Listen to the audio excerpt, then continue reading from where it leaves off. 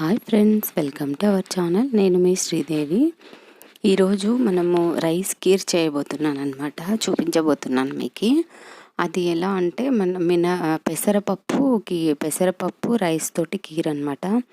చాలా బాగుంటుందండి. ఈ సమ్మర్లో అసలు బాడీని కూల్ చేస్తుంది అనమాట.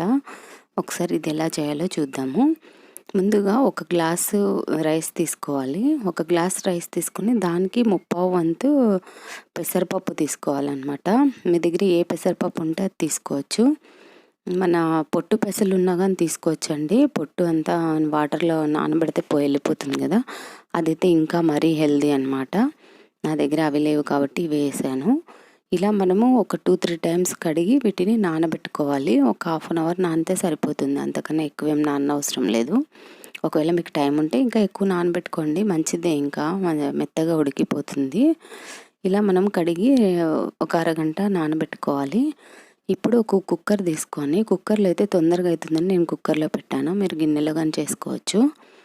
కుక్కర్లో అయితే తొందరగా అవుతుందని చేశాను అనమాట. ఇప్పుడు దీంట్లోకి 1 స్పూన్ నెయ్యి వేసుకోవాలి. 1 స్పూన్ నెయ్యి వేసుకొని అది నెయ్యి మొత్తం బాగా మెల్ట్ అయిన తర్వాత ఇందులోకి మనం ముందుగా నానబెట్టుకున్నాం కదా పెసరపప్పు, రైస్ నానబెట్టుకున్నాం కదా 1/2 అవర్ బ్యాక్, దాన్ని తీసుకొని వచ్చి వాటర్ లేకోకుండా ఇందులో వేయాలన్నమాట. వాటర్ అంతా ఒడిసిపోయిన తర్వాత ఇందులో వేసి ఫ్రై చేసుకోవాలి. కొంచెం ఫ్రై చేస్తే ఇలా టేస్టింగ్గా రెట్టింపు అవుతుందన్నమాట దీనికి, అందుకని కొంచెం వేయించుకోవాలి. ఇలా వేయించుకుంటే మనకి చాలా టేస్టీగా ఉంటుంది. నెయ్యిలో ఇవన్నీ రైసు పెసరపప్పు వేగడం వల్ల మరింత టేస్ట్ వస్తుందన్నమాట. ఒకసారి ట్రై చేయండి, చాలా బాగుంటుంది. దాదాపు నాకు తెలిసి కొంతమంది చేసుకుంటూ ఉంటారు ఇలాగా రైస్ కీర్ అని చెప్పేసి. చాలా బాగుంటుంది. అందులో సమ్మర్లో చాలా హెల్దీ, బాడీని కూడా చాలా కూల్ చేస్తుంది అనమాట. ఇప్పుడు 2 గ్లాసులు మనము 1 గ్లాస్ రైసు, 1 గ్లాసు పెసరపప్పు తీసుకున్నాం కదా, దానికి 1 గ్లాస్కి 4 గ్లాసెస్ వాటర్ వేసుకోవాలి. మన ఎంత క్వాంటిటీ సరిపోతుందో అంత క్వాంటిటీకి వేసుకోవాలన్నమాట.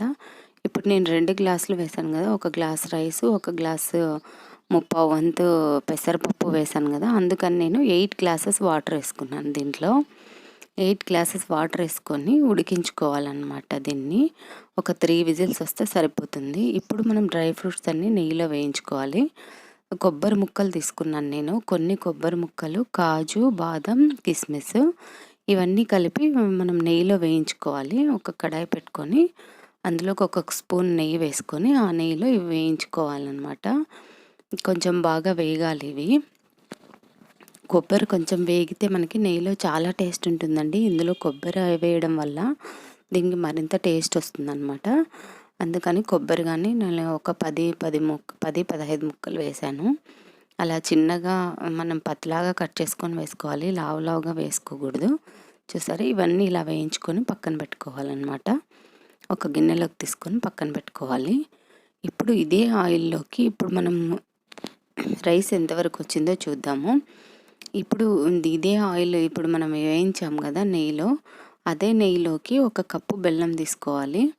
అంటే 2 గ్లాసులు మనము తీసుకున్నాం కదా, ఒక 2 గ్లాసులు బెల్లం తీసుకోవాలన్నమాట. గ్లాస్తో తీసుకున్నాం కాబట్టి, లేదంటే మన టేస్ట్కి తగ్గట్టు మనం ఎంత తినగలిగితే అంత వేసుకోవచ్చు. నేనైతే 2 గ్లాసులు వేసుకున్నాను.